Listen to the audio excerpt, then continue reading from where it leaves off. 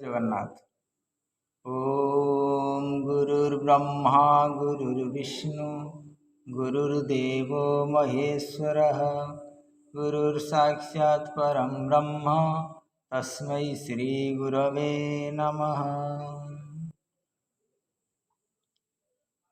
आमे केउं भली खाद्य खाइले आमर शरीर सुस्थ रहिबो एवं मन सुस्थ रहिबो। श्रीमद् भागवत गीतारे वर्णना अछि आयुर्सत्व बलारोग्य सुख कीर्ति विवर्धना रस्या स्निग्धा स्थिरा हृदया आहारा सात्विक प्रिय।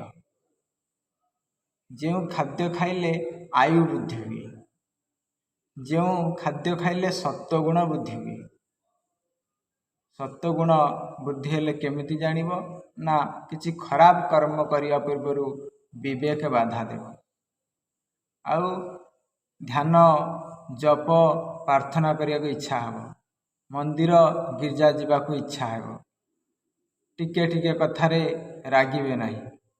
एई सब गुण जेतबेले बढ़िबो जानिबे जे सत्व गुण बढ़िछि।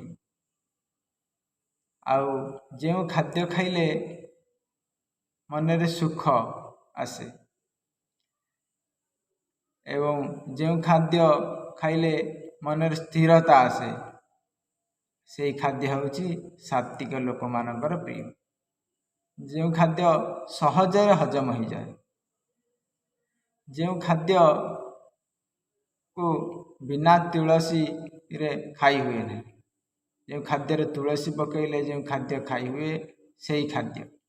आज खाद्य को बारंबार चोबाई करी खाइबा दरकार एवं खाद्य को सबुले ताजा खाद्य खाइबा दरकार।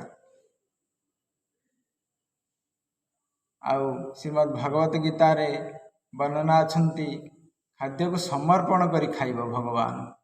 यत् करोसि यद् स्नासि यजुहोसि ददासि यत् पश्यसि कौन्तेय तत्कुरुष्व मदर्पणम। भगवान कहते यत् करोसि यत् स्नासि यत् करोसि तुम्हें जहाँ कर्म करुच, यत् स्नासि जहाँ खाऊच तुम्हें सबू मते समर्पण कर, कारण मु ही तुमर चारि प्रकार अन्न जीर्ण करुछि वैश्वानर अग्नि रूपे। अहं वैश्वानर भूत्वा प्राणीनां देहमाश्रितः प्राणापान समायुक्तः पचाम्यन्नं चतुर्विधम्। चारि प्रकार अन्न कहले चव्य जे खाद्य चोबे खिया जाए, चोष्य जागु चोषिकी खाया जाए, लेह्य जागु चाटिकी खिया जाए, पेय पानी इत्यादि जो खाद्य को पिया जाए। ये चारि प्रकार खाद्य को भगवान कहउछंती मु यह को हजम करुछि। मु ही वैश्वानर अग्नि रूपे तुमर चारि प्रकार अन्न को हजम करुछि। आ तुम्हें से सब खाद्य को मुते समर्पण कर। आउ से खाद्य सात्विक खाद्य होइथिबा दरकार। आ जे निज जिह्वा को संयत करिनांती से तार इंद्रिय मान को मध्य संयम करि परिबे नाही। जे जिह्वा उपर जहार नियंत्रण अछि तार इंद्रिय उपर नियंत्रण अछि। कारण जिह्वा को न जिणिबा जाए इंद्रिय मान को जिणी न हुए।